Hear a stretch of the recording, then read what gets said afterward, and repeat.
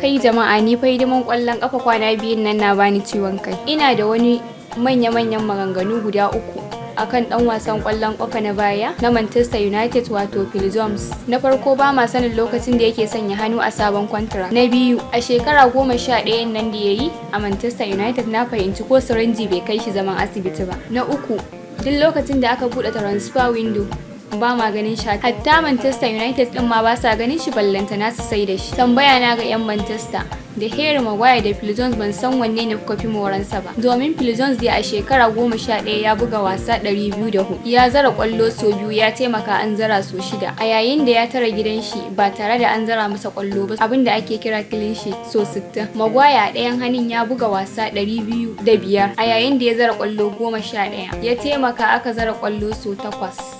Ya tara gidan shi, abin da ake kira clean sheet so 51. Amma idan ana maganar zunzurutun kwallon da mutum ya ɗeba a zaransa kuma, Maguire dai ya fi Phil Jones ɗiban kwallaye. Maguire dai ya ɗebi zunzurutun kwallo 275 a lokacin da yake fili, shi kuma Phil Jones ya ɗebi 173 ne a lokacin da yake fili, bambancin kusan 100 a tsakani. Amma muna so mu sani a ra'ayin 'yan Manchester waye fi musu amfani kuma wa suke so su sayar. Ku sanar da mu a cikin comments. Kar ku manta da liking da subscribing a channel ɗinmu na YouTube wato ƙwallon ƙafa.